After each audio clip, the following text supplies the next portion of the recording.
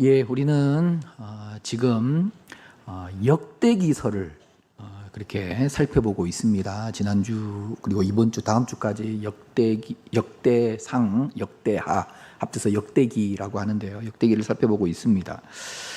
이스라엘의 왕정 역사를 기록하고 있는 사무엘 열왕기와 역대기의 근본적인 차이는 무엇인가라고 했을 때 그건 결국 관점의 차이입니다. 관점의 차이. 우리가 앞서 봤던 열왕기는 먼저 이 성경은 이제 누구를 대상으로 주어진 성경인가 하면 이제 바벨론의 멸망을 당하고 포로가 된 그 백성들을 대상으로 주어진 말씀입니다. 그래서 도대체 우리가 왜 저 이방 바벨론에게 이렇게 멸망을 당했는가? 왜 우리가 이렇게 이방 땅에서 포로가 되어 살아가는가? 이 질문, 이 의문에 대한 설명으로서 주어진 말씀, 역사서입니다. 그래서 이 열왕기의 관점은 징계와 심판의 관점으로 기록되어 있습니다. 다시 말해서 하나님의 징계 속에서, 하나님의 심판 속에서 우리는 멸망되었다. 우리는 이렇게 포로가 되었다. 이제 그걸 열왕기서는 보여주고 있습니다. 자, 그래서 열왕기의 관점이 징계와 심판이기 때문에 그 징계와 심판의 원인인 이 조상들의 죄악, 그 이스라엘의 우상 숭배를 열왕기서는 여과 없이 보여주고 있는 거예요. 여러분, 심지어 이 사무엘서와 열왕기는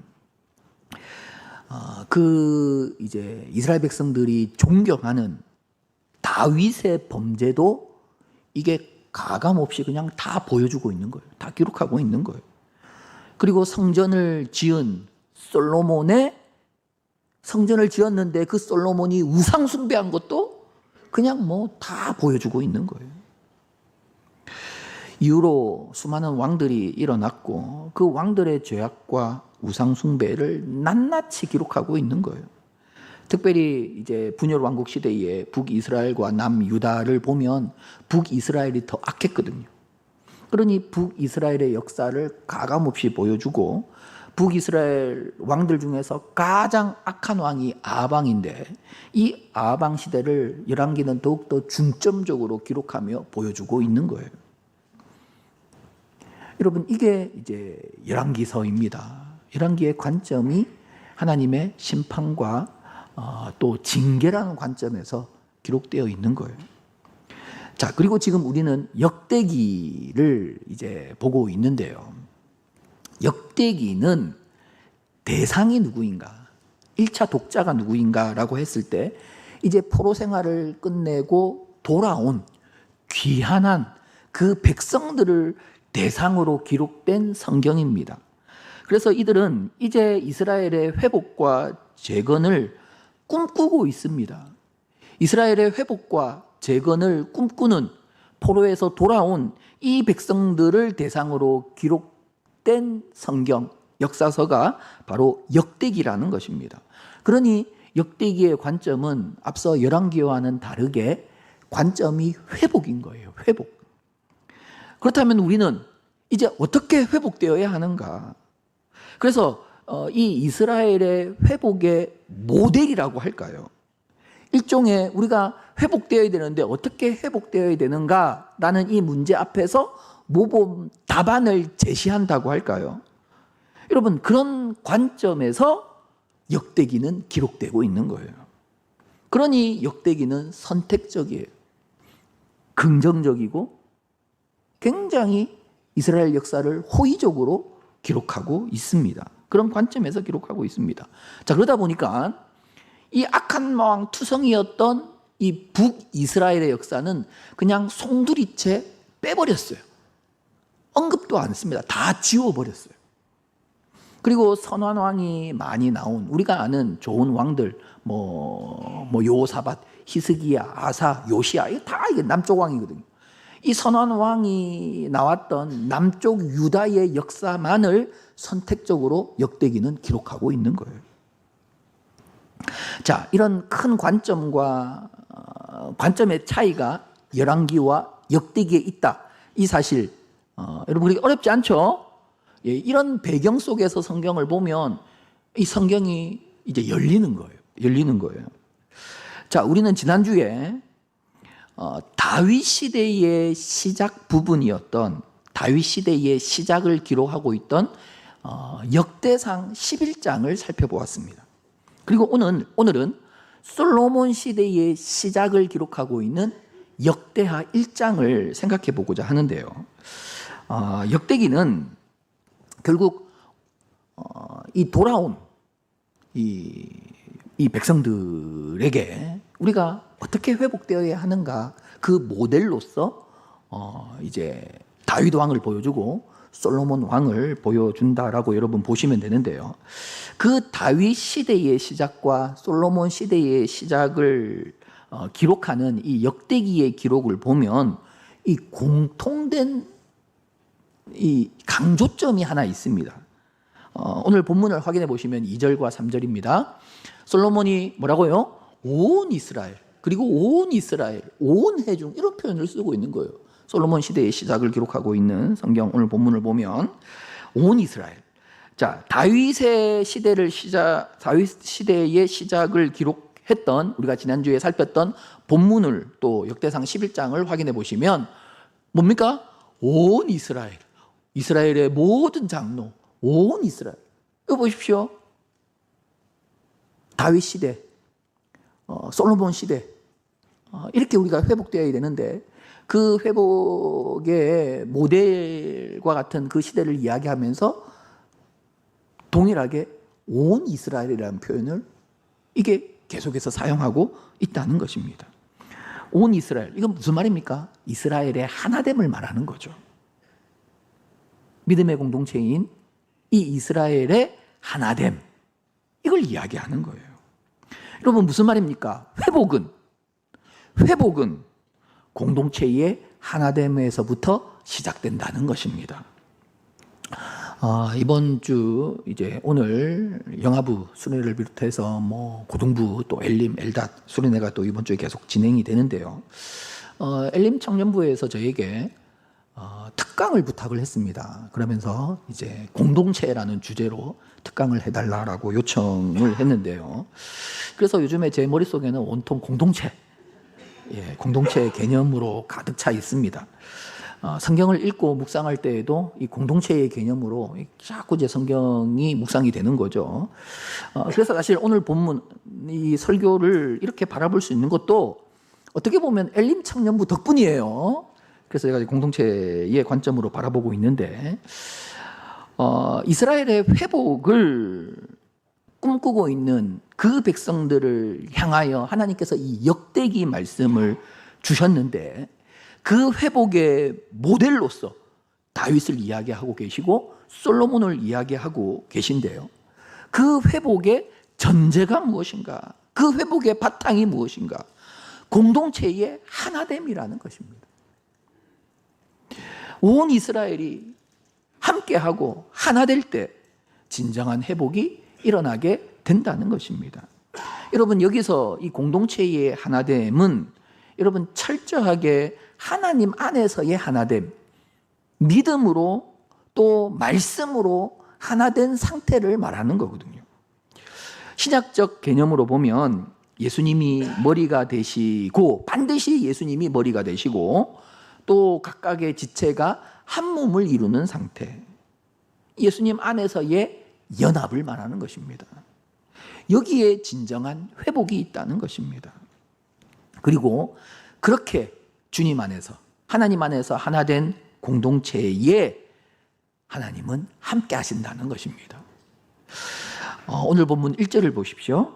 다윗의 아들 솔로몬의 왕위가 견고하여 가며 그의 하나님 여호와께서 뭐라고요? 그와 함께 하사, 하나님이 그와 함께 하시고 계시다는 것입니다. 그래서 심히 창대하게 하셨다는 것입니다. 여러분 이 역대하 1장 1절 말씀이 역대하의 핵심 구절이라고 할 수 있습니다. 이 구절의 키가 뭐냐?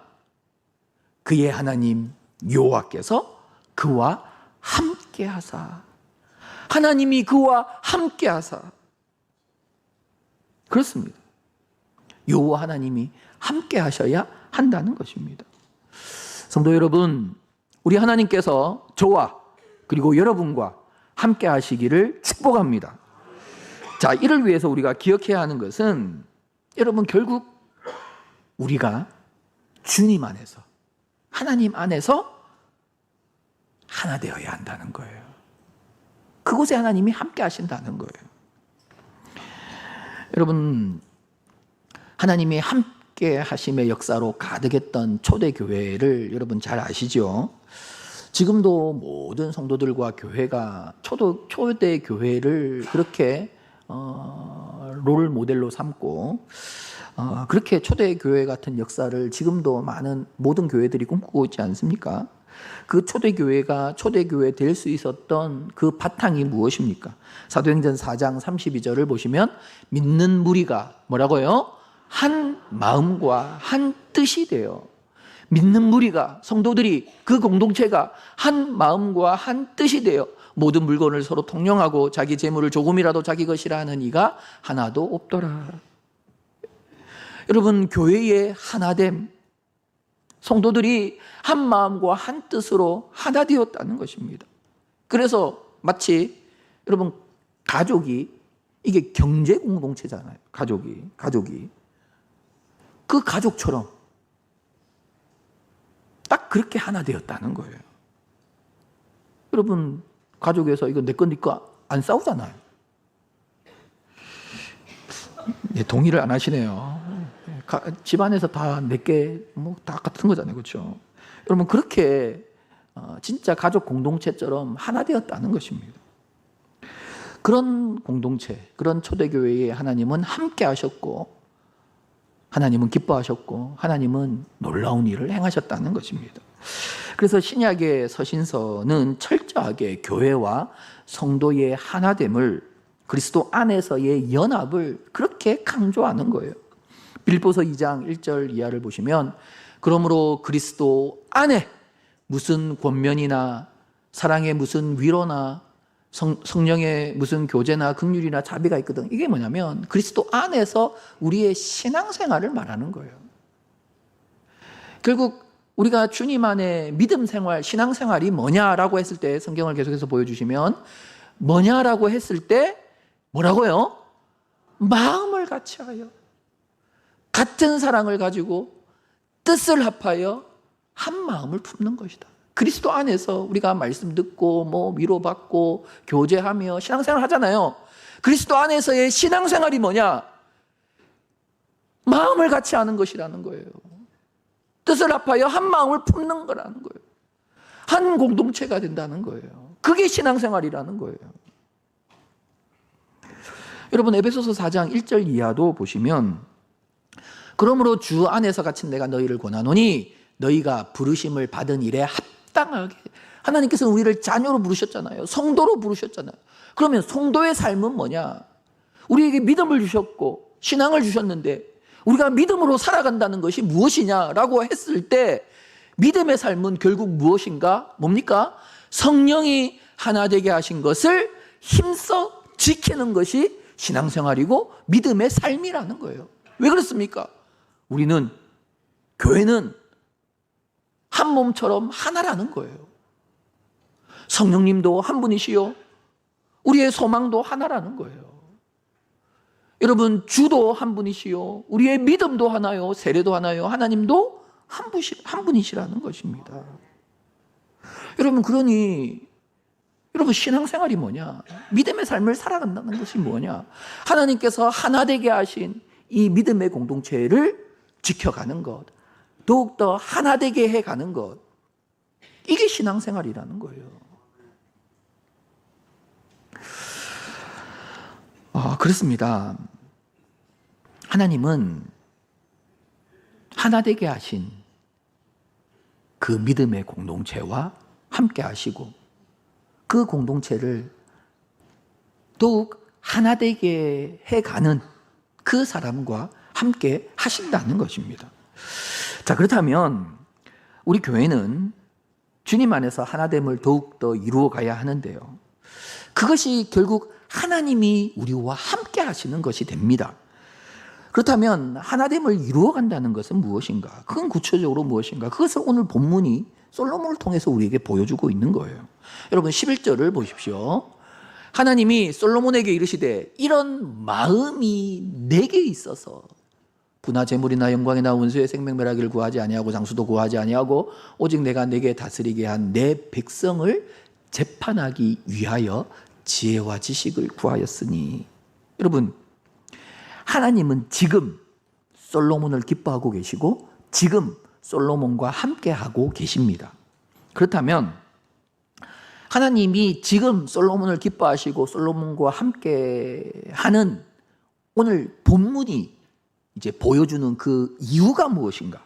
왜 하나님은 솔로몬을 기뻐하시고 솔로몬과 함께하고 계시는가? 그걸 오늘 본문이 우리에게 보여주고 있는데요. 그것은 솔로몬의 마음 때문이었다. 그 말을 하고 있는 거거든요. 솔로몬에게 이런 마음이 있었다. 이 11절이 바로 그걸 이야기하고 있는 거거든요. 마음. 여러분, 여기서 우리는 아주 중요한 사실을 하나 발견하게 됩니다. 그것은 여러분, 지금 이 솔로몬의 상태가 어떠한가라고 했을 때 여러분, 이 솔로몬이 하나님을 위해서 성전을 지었습니까? 지금 성전을 짓기를 시작했습니까? 아니거든요. 솔로몬은 지금 아무것도 하지 않았어요. 지금 솔로몬이 백성들을 많이 재판하면서 그렇게 백성들을 이롭게 했습니까? 아니거든요. 여러분, 무슨 말인가 하면 지금 솔로몬은 왕 위에 오르자마자, 그렇기 때문에 그가 이룬 업적이 아무것도 없어요. 이후에 성전도 짓고 또 정말 사람들이 깜짝 놀랄 만한 그런 건축물들을 세우고 이후에 정말 좋은 제도를 만들어서 그렇게 나라를 이롭게 하고 그 이후에 또 많은 지혜로운 재판을 통해서 백성들을 또 이롭게 하고 그래서 주변 나라부터 엄청난 칭송을 받게 되는 거거든요. 그런데 바로 지금 이 시점, 오늘 본문의 상황은 여러분 솔로몬이 한 일이 아무것도 없어요. 아무것도 없어요. 그런데 바로 이 시점에 지금 하나님이 솔로몬을 기뻐하고 계시다는 거예요. 솔로몬과 함께하고 계시다는 거예요. 이게 무슨 말입니까? 하나님은 그가 행한 일을 통해서 그를 평가하시는 것이 아닙니다. 그의 업적을 통해서 그와 함께 하시는 것이 아니라는 거예요. 하나님이 기뻐하시고 하나님이 함께 하시는 상태는 그의 마음의 상태거든요. 마음이거든요. 일이 아니라는 거예요. 업적이 아니라는 거예요. 여러분, 착각해서는 안 돼요. 우리 교회가 이런 일을 하면 하나님이 우리와 함께 하시기 때문에 여러분 천만에요. 여러분, 하나님은 그의 마음을 보시는 거거든요. 마음을 보시고 기뻐하시고 마음을 보시고 그와 함께 하시는 거거든요. 이제 미국이 이제 대통령제인데 이제 4년 중임제를 그렇게 이제 하고 있지 않습니까? 과거에 루즈벨트가 4선으로 16년 동안 대통령을 한 이후로 헌법을 개정했습니다. 한 사람이 이렇게 오래 대통령을 해서는 안 된다. 그래서 이제 1951년에 헌법을 개정해서 2번까지만 한 사람이 4년씩 2번까지만 대통령을 할 수 있다. 그래서 미국은 4년 중임제를 채택을 했는데요. 4년 중임제가 채택된 이후로 이제 웬만한 대통령은 다 이제 중임에 이제 성공을 하는 거죠. 재선에 성공을 하는 거죠. 그런데 이제 몇 사람만 이 재선에 성공하지 못하고 그냥 4년만 단임으로 임기를 마친 경우들이 있습니다. 이제 뭐 그 중에서 이제 암살을 당한 존 F 케네디 같은 경우도 있고 또 이제 노안으로 인해서 얼마 전에 이건 너무 이제 대통령직을 수행할 수 없게 됐다라고 그렇게 판단이 되었죠. 조 바이든 같은 경우 뭐 이런 사람들을 빼면 이 중임을 하지 못한 대통령은 몇 사람 안 돼요. 한 3사람밖에 안 돼요. 그러면 이 3명은 이 백성들로부터 전혀 대통령으로 이제 인정을 받지 못했고 그의 업적을 이제 국민들이 알아주지 않는 거죠. 이건 아니다는 거죠. 이 사람 대통령이 안 된다는 거죠. 그런 사람이 이제 3명이 있습니다. 그런데 백성들이 전혀 인정해주지 않았던 대통령 그 3명 중에 한 명은 백성들이 사랑하는 거예요. 국민들이 존경하는 거예요. 정말 미국 국민들이 사랑하고 존경하는 그 사람이 바로 지미 카터가 아닙니까? 지미 카터 대통령. 여러분, 지미 카터는 대통령으로서 인정받지 못했거든요. 그런데 국민들이 그를 사랑하는 거예요. 그를 존경하는 거예요. 왜 그렇습니까? 그의 마음 때문이거든요. 그의 중심 때문이거든요. 여러분, 그의 삶은 아무리 바빠도 주일학교 교사를 그 자리를 지켰잖아. 아무리 바빠도 주일학교 교사를 지켰던 그 중심, 그 마음. 은퇴 이후에도 해피타트 운동을 통해서 그렇게 집이 없는 사람들에게 집을 지어주며 35년 동안 한결같이 그렇게 많은 사람들을 위하는 그 마음. 이 대통령으로서는 꽝이었거든요. 인정하지 않았거든요. 그런데 모두가 이 지미 카터를 존중하고 사랑하는 거예요. 왜 그렇습니까? 여러분, 사람도 그가 행한 일과 업적보다는 그의 마음을 봐준다는 거예요. 그의 중심을 사람도 봐준다는 거예요. 여러분, 우리 하나님은 여러분 전적으로 우리의 마음을 보시는 분이십니다. 우리의 마음을 보시는, 우리의 중심을 보시는 분이십니다. 우리의 마음과 중심을 보시고 하나님은 그를 기뻐하시고 그와 함께 하시는 하나님이시라는 것입니다.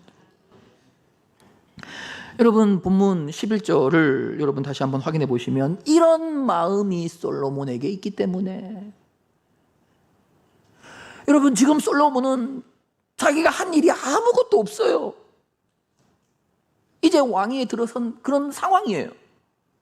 아무것도 없는데 그 솔로몬의 마음, 그 마음을 하나님은 기뻐하셨고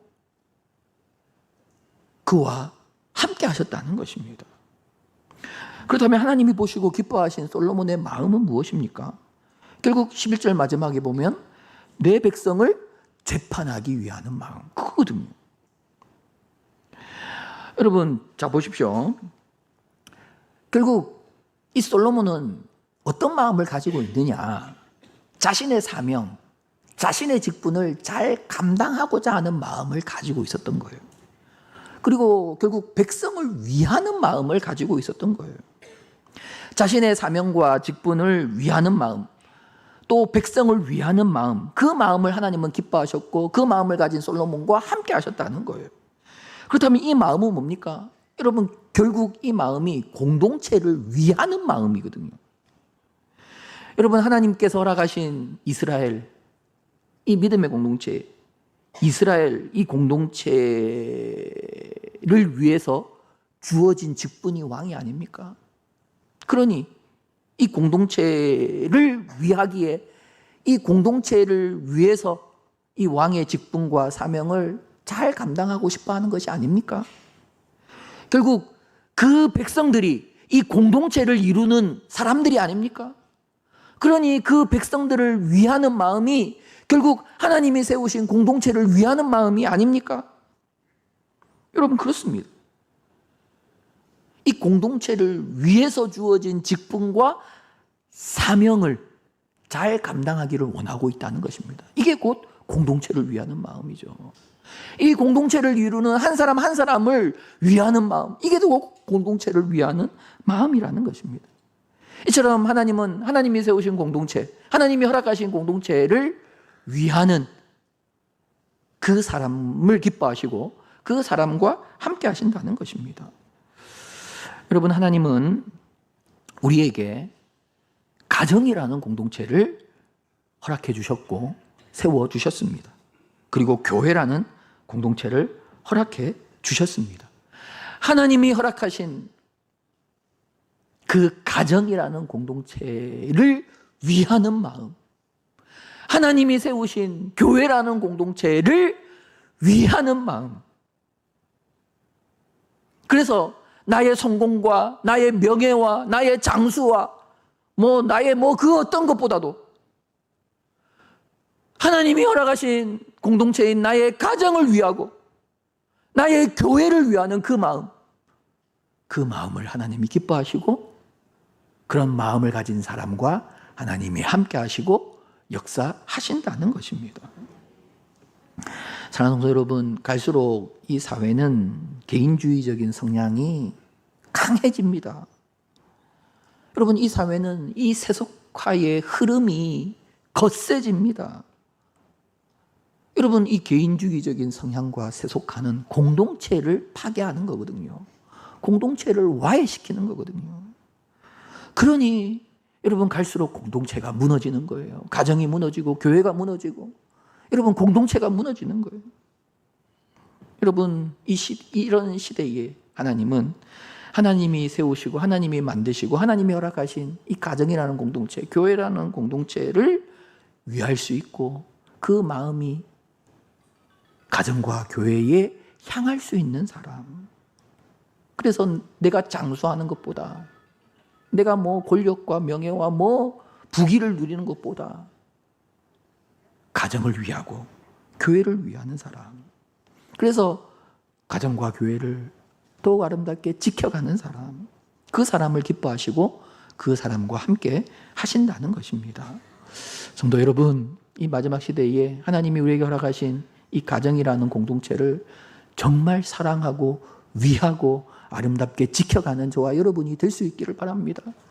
세상 사람들 아무리 이런 말 저런 말 이런 일 저런 일 한다 해도 우리는 반드시 하나님께서 허락하신 가정 공동체를 위하고 지켜가야 합니다. 그리고 하나님이 우리에게 허락하신 이 교회 공동체, 믿음의 공동체를 위하고 지켜가야 한다는 것입니다. 그럴 때 가정이 살아나는 거죠. 교회가 살아나는 거죠. 하나님이 반드시 우리의 가정과 우리의 교회에 함께 하시는 거죠. 자, 이처럼 교회 공동체, 하나님이 허락하신 공동체를 위하는 그 마음을 가진 솔로몬이 오늘 본문을 통해서 보여주는 모습이 무엇인가? 이걸 우리가 이제 마지막으로 생각해 보고자 하는데요. 6절 마지막을 보시면 그 위에 뭐라고요? 1000마리 희생으로 번제를 드렸더라. 정말 솔로몬은 공동체를 위하고 있어요. 나의 그 무엇보다도 공동체. 그래서 자신의 직분을, 공동체에서 주어진 직분을 감당하려고 하고 있고 공동체를 이루는 그 백성들을 위하려고 하고 있는 거예요. 그런 솔로몬의 모습이 어떠한가? 성경이 1000마리의 희생으로 번제를 드렸다. 이걸 우리에게 알려주고 있는 거예요. 우리가 흔히 1000번제 이런 표현 많이 쓰죠. 그렇다면 1000번제는 무엇을 말할까요? 이 1000마리의 희생을 말하는데요. 여러분, 이것은 결국 온전한 걸 말하는 것입니다. 온전한 전적인. 우리는 이 온전한 수 하면 만을 떠올립니다. 만. 왜냐하면 이 숫자 1만 만자와 또 가득 찰 만자가 음이 같기 때문에 이렇게 딱 연결이 되는 거거든요. 그래서 이 만이 가득 차다, 완전하다, 온전하다, 그런 개념으로 우리는 만이라는 표현을 많이 씁니다. 그러나 여러분, 서양 문화권에서는 이 가득 차다, 꽉 차다, 완전하다, 이런 숫자의 개념이 1000이거든요. 1000. 찬송가 23장, 만입이 내게 있으면 그 입 다 가지고 내 구주 주신 은총을 늘 찬송하겠네. 여러분, 이 입이 10,000개 있어도 이 10,000개의 입을 하나님을 찬양하는 데 사용하겠다. 그런 고백이 아닙니까? 이게 뭐냐면 내 입으로 하나님을 온전히 내 입이 온전히 하나님을 찬양하겠다. 그 고백이거든요. 이건 우리나라 찬송가고 우리나라에서 번역한 내용이고 원래 가사는 1000입니다. 1000. 1000개의 입이 내게 있으면 그 1000개의 입으로 내가 주님의 은총을 노래하겠다. 이게 원래 가사거든요. 그러면서 우리나라로 번역할 때는 만으로 했는데, 그렇습니다. 이 1000이 이 온전함을 나타내는 숫자라는 것입니다. 양화진에 가면 루비 라엘 캔드릭 선교사님의 묘비가 있습니다. 25세의 젊은 처녀의 몸으로 한국에 선교사로 왔고 8개월 만에 또 병으로 인하여 이제 순교를 했는데요. 이 조선을 향한, 이 한국을 향한 그녀의 그 간절함이 그 이제 그녀의 고백 속에 있었고, 그 고백이 그 비문에 새겨져 있지 않습니까? 뭐라고 되어 있냐면, 내게 줄 수 있는 1000개의 생명이 있다면 그 1000개의 생명 모두를 조선을 위해서 바치겠습니다. 여러분, 내가 줄 수 있는 생명이 1000개 있다면 1000개를 다 받겠지. 이 1000개라는, 1000이라는 개념이 그들의 개념으로, 서양의 개념으로 이게 완전함을 말하는 거예요. 온전함을 말하는 거거든요. 그래서 1000마리 희생으로 하나님께 번제를 드렸다. 이게 온전한 제사를 말하는 거예요. 온전함으로 하나님을 예배했다. 그 말이거든요. 그리고 이 1000마리 희생, 이 희생이라는 표현이 있는데요. 이 희생도 결국 1000과 같은 개념입니다. 여러분, 희생은 그냥 일반적이고 평범하고 그냥 일상적인 상태를 희생이라고 말하지는 않거든요. 희생은 그런 어떤 평범하고 일반적인 것을 뛰어넘었을 때 그걸 희생이라 하는 거거든요. 다시 말해서 솔로몬의 이 제사, 예배죠. 이 예배가 희생의 예배였다라는 것은 이 일반적이고 평범함을 뛰어넘었다라는 거고요. 이 평범함, 이 보통의 것을 뛰어넘었다라는 것은 이게 성경적 개념으로 뭘 말하는가? 이게 간절함을 말하는 거거든요. 일반과 보통과 평범함을 뛰어넘은 간절함을 말하는 거거든요. 1000마리의 희생이라고 하는 것은 온전함과 간절함을 말하는 거고, 온전함이 곧 간절함을 말하는 거예요. 여러분, 결국 하나님이 기뻐하시는 것, 하나님이 함께 하시는, 하나님이 기뻐하시고 함께 하시는 예배는 이 간절한 예배를 말하는 거거든요. 야고보서 5장 17절을 보십시오. 엘리야는 우리와 성정이 같은 사람이로되 그가 비가 오지 않기를 간절히 기도한즉 3년 6개월 동안 땅에 비가 오지 아니하고. 여러분 보십시오. 엘리야와 우리는 똑같은 사람이라는 거예요. 그런데 한 가지 차이가 있다면 엘리야는 간절히 기도하는 사람이었다는 거예요. 그 간절함이 엘리야를 엘리야 되게 했다는 것입니다. 여러분, 무슨 말인가? 오늘 우리에게 필요한 것이 이 간절함이라는 거예요. 간절함. 여러분, 우리의 기도에도 간절함이 있어야 되고 우리의 신앙 고백에도 간절함이 있어야 합니다. 여러분, 신앙 고백을 주문에 오듯이 해오지 마십시오. 초대교회 성도들은 이 신앙 고백 때문에 그들은 목숨을 다 내려놓았거든요. 이 신앙 고백을 지키고자 그들은 사회를 벗어나, 여러분, 카타콤, 그 지하 무덤 속에 들어가서, 이거 지렁이도 아니고 두더지도 아니고 지하 그 무덤, 그 땅굴에서 살았거든요. 여러분, 그 이유가 뭡니까? 그들은 그들의 신앙 고백을 간절하게 지키길 원했기 때문입니다. 세상은 황제에게 절하라고 합니다.